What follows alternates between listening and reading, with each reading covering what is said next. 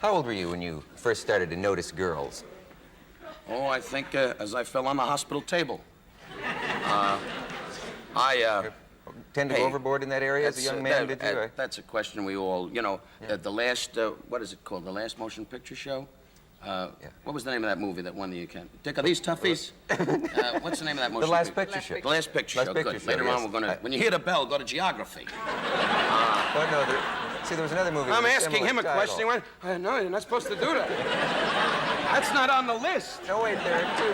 It says here, dumb comedian doesn't ask midget questions.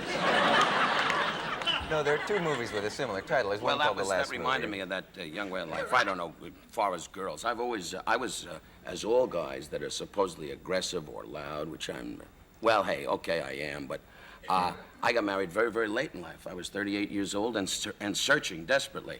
And my wife was, well, I don't want to give her age away. She could, you know, fall over or something. But she, I met her as a secretary, and I said she was in fact, she was my picture agent secretary. And I was down to nobody. I was going to dances, you know, with women that had shoulder holsters, you know.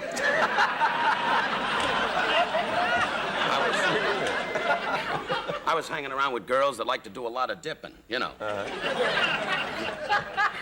Way back then, was it? Yeah. You know, Benny Goodman was playing the tango. All the old dances. So I used to go and I met my wife, and I'll never forget it. And she's a very, as you can imagine, you always marry opposites attract, they say, you know. And I came up to my picture agent and I said, Miss, I'd like to see my picture agent. And she said, that's the way she talks, my wife. What is your business? What is it regarding? I said, it's regarding I want to buy meat. What is it regarding? I want a job. And she said, crudeness isn't going to let you in. And I married her now. We just sit around the house, and I go, why? Why? She gave me two wonderful children. They're wonderful kids. One gave them to you? Oh, yeah. Well, I helped out. I put on the robe and circled her. Anyway,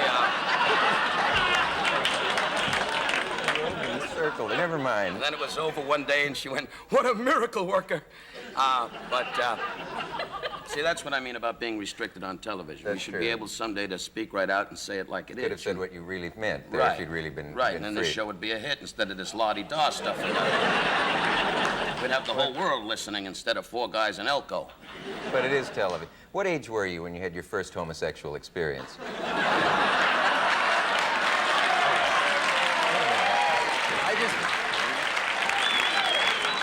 Hey, it's there. It's there. I'm sorry. I'm sorry, I was 11, and he was a tall cowboy from Dallas. It started out, he came in the room and went... You started, and I hope you have an ending for this. Sometimes, well, you tempted me. The most awful things will pop into my head. That's true. And Wouldn't it be prided great me if you really could talk? I don't mean in a crude way, in a vulgar way. I mean, if you really could talk about, you know, are you married, Beverly? Yes. Oh, good. Then you understand all of this. I certainly do. I thought being with Mother away so much, you never got a chance to... I gave up sucking my thumb a long time ago. Okay, Beverly.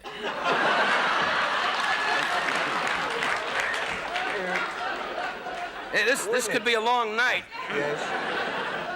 Wouldn't it be wonderful if he showed up in your audience some night at the opera? That's all you would need in the middle of...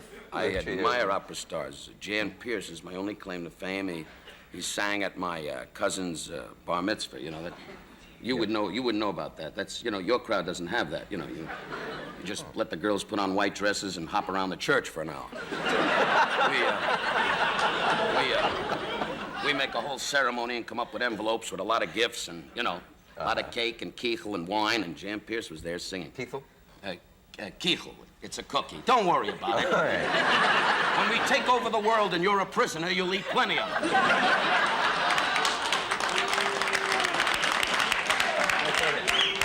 The black man up there when he ain't gonna take over the world.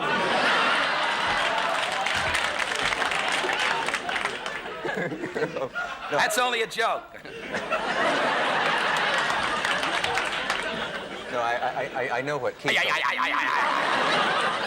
Well, there he is, folks. The real dumbbell. It's the host. Why don't you get in touch with Paul Winchell and work on his lap?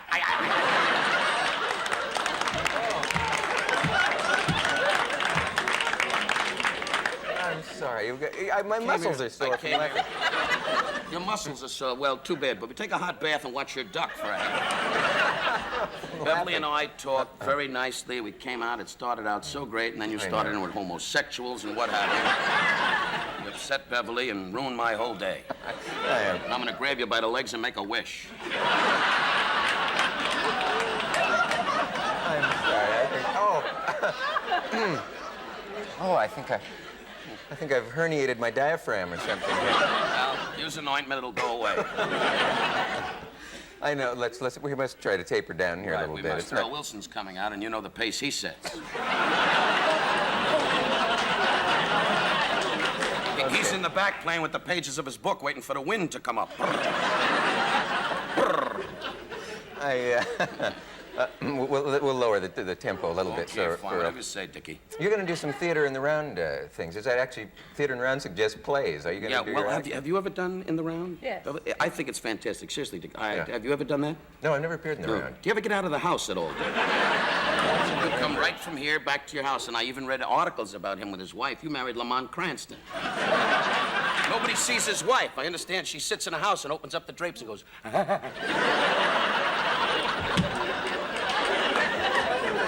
But it's a nice myth. Oh, Beverly knows your wife. Yeah. Oh, yeah. good. Well, when would we get to meet her? I mean, it's a whole mystery. We never see. In fact, nobody ever sees you. He hangs around in front of the Plaza Hotel at night, saying to the policeman, "Anything happening?"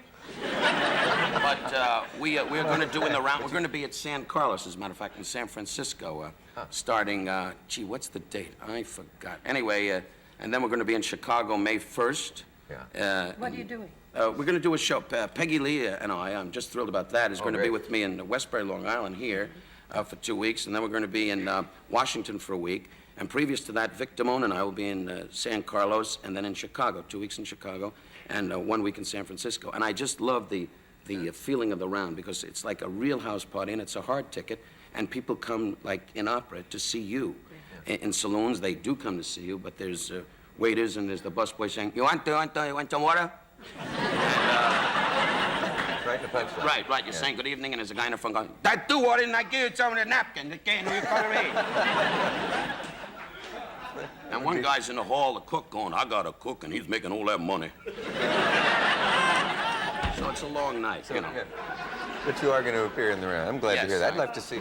It's great to see work. I saw you at the Copa one night, and it was just side-splitting, I must say. Once a year, the Copacabana, and I hope saloon, and I call it saloon, like the Copacabana, stays forever. I hope Mr. Podell goes on forever, really, because that's the last of the so-called nightclub. I mean, the Americana, Caterina Valente, by the way, is a marvelous star, Diana Ross at the Waldorf, but that's more of a sort of a she kind of an atmosphere. The nightclubs, what I call, per se, is the Copacabana. Are enough of them making money to...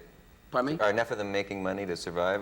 Is it? Well, I don't think there's enough seasoned performers around, Dick. I think, I don't know how Beverly feels about it, but it's very difficult to throw a new talent into the Copacabana. I mean, that's a tough, hard nightclub audience, and they want to laugh, and you better be... Why is there not a cultivation of more nightclub talent the way there used to be? There was a time where there were dozens and dozens of nightclubs, even here right in New York. I think it got to be such big business. You know, at one time it was more of a, we could work in the mountains, you know, the old expression. Right. Today it's the Concord or Philly Green Wall, and it's a great deal of money. And they haven't got time to let the guests, you know, pay a great deal of money when they go there, and it's no longer the atmosphere of, gee, you bring out a guy for $50 and let him be funny and do impersonations. I think the whole economy has changed. I used to go up to do the opera nights at those places. Right, and the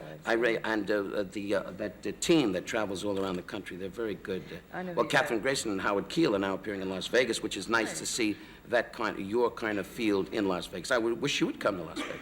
Oh, I don't have that kind of talent. Oh, please. No, I really don't. I mean, to be pack them in at Vegas. Well, perhaps for a night, but the sound of a voice like mine, first of all, won't take a microphone because then the noise really, and I don't mean this immodestly or modestly. I mean the noise becomes oppressive.